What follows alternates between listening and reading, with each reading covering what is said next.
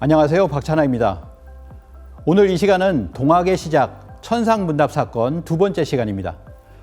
동학을 아는 것은 동학이 시작하는 사건을 아는 것이 대단히 중요한데요. 수훈 최재우 대신사가 동학을 창도한 그 사건, 바로 1860년 음력 4월 5일에 있었던 천상문답 사건입니다.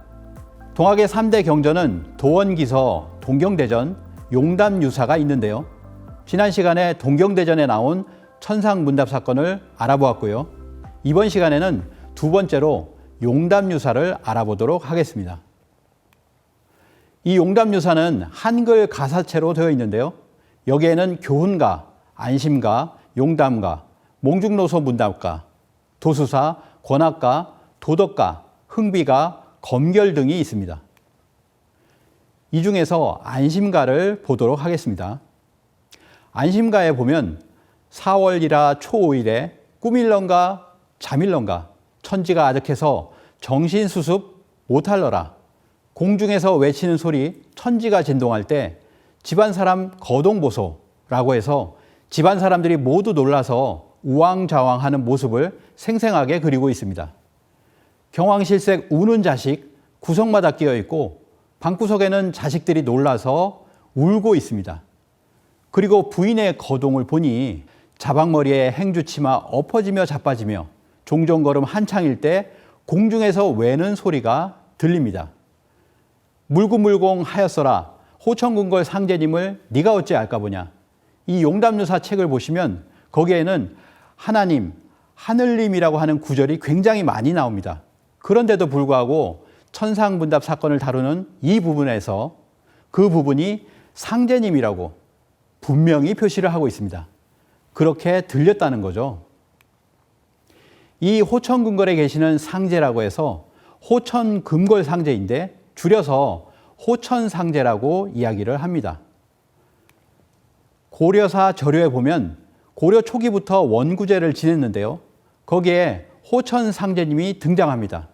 고려 예종 때는 가뭄이 몹시 일었는데 기우제를 지내면서 호천상제님께 황제가 친히 제를 지내게 됩니다. 또한 조선시대 말기에는 고종께서 상제님께 천제를 올린 후에 황제의 나라를 선언하고 대한제국을 선포하게 됩니다. 저 앞에 보시면 천제를 올렸던 원구단이 있는데요. 1914년에 일제가 원구단을 허물어 버렸습니다. 그래서 지금은 왼쪽 황궁우만 남아 있습니다. 이 황궁우에는 지금도 위패를 모시고 있는데요. 그 위패에는 정가운데에 뭐라고 쓰여 있냐면 황천상제, 황천상제라고 쓰여 있습니다. 우리가 광개토태왕 비문이나 삼국유사 가락국기를 보아도 황천상제라는 호칭이 나옵니다. 이분이 바로 호천상제이고 옥황상제이고 삼신상제입니다. 이 삼신상제의 원래 호칭은 삼신과 하나 된 상제님으로 삼신일체 상제님이라고 합니다.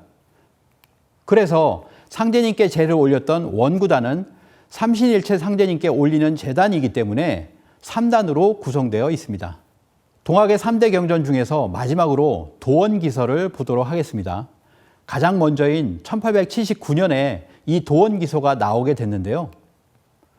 정확하게는 최선생 문집 도원기서라고 합니다. 이 책에는 수훈의 생애, 동학 창도로부터 1880년에 이르기까지 초기 동학의 20년 역사가 정리되어 있습니다. 도올 김용옥 교수는 상제와의 해후에 관한 기록은 수훈 자신의 기술보다 대선생 주문집의 기술이 훨씬 더 자세하고 생생하다, 결코 무시할 수 없는 진실을 내포하고 있다고 이야기를 했습니다. 이 도원기서를 보면 이런 문구가 나옵니다. 공중에서 들리는 소리 누구십니까? 하니 상제께서 말씀하시기를 나는 바로 상제다. 너는 상제를 모르느냐? 너는 곧 백지를 펴고 나의 부도를 받아라. 선생님께서 아들을 불러 보이니 아들이 말하기를 저는 그 모양이 보이지 않습니다. 라고 하는 그런 구절이 나옵니다. 도원기서에도 역시 내가 바로 상제다. 라는 분명한 일성이 들리고 있습니다. 그리고 나서 이 도원기서에는 이런 말도 나옵니다. 상제왈 너는 내 아들이니 나를 아버지라 부르라. 너는 내 아들이다. 바로 상제님의 아들이, 하느님의 아들이 바로 수은 최재우 선생이라는 겁니다. 수은이 상제를 만나 대담하는 광경은 인격적인 관념을 뚜렷이 드러내고 있습니다. 다시 말해서 최재우가 말한 무국대도의 출발점이 인격신 상제님과의 해우였다는 이 사실이야말로 동학의 성격을 규정하고 있는 것입니다. 이제 동학의 3대 경전을 총정리해 보겠습니다. 동경대전에는 두려워 말고 겁내지 마라. 세상 사람들이 나를 상제라 이르나니 너는 상제를 알지 못하느냐. 용담유사에서는 물궁물궁하였어라. 호천궁궐 상제님을 네가 어찌 알까 보냐. 도원기서에서는 내가 바로 상제다. 너는 상제를 모르냐라고 해서 이 3대 경전이 모두 수은 최재우 선생이 문답을 한 대상이 상제님이다 라고 명확하게 공언하고 있습니다. 1860년 음력 4월 5일 수은 최재우는 우주의 통치자 하느님 상제님과의 문답을 통해 도통을 받아 동학을 창도했던 것입니다. 이 분명한 사실이 심각하게 왜곡되어 있습니다. 이제는 동학의 본질을 바로 알아야 하는 때입니다. 동학의 창도에는 상제님의 천명이 있었습니다. 이 상제님을 아는 것에서부터 동학에 대한 올바른 이해가 시작됩니다. 도원기서에는 이런 내용도 나옵니다. 개벽 이후에 세상이 혹 상제님을 친히 모시고 문답하고 가르침을 받은 사람이 있었느냐? 내가 헛된 말을 하는 것이 아니다. 세상에 혹 그렇지 않다 하여 헛된 말로 알면 그것은 각기운인 것이다. 수은 대신사는 자신의 말이 뒤로 갈수록 왜곡될 것이라는 것을 알고 있었던 것입니다. 증산도 도전에는 수은 최재우 대신사가 상제님을 만나게 되는 과정과 그 이후의 전개의 과정을 드라마틱하게 그리고 있습니다.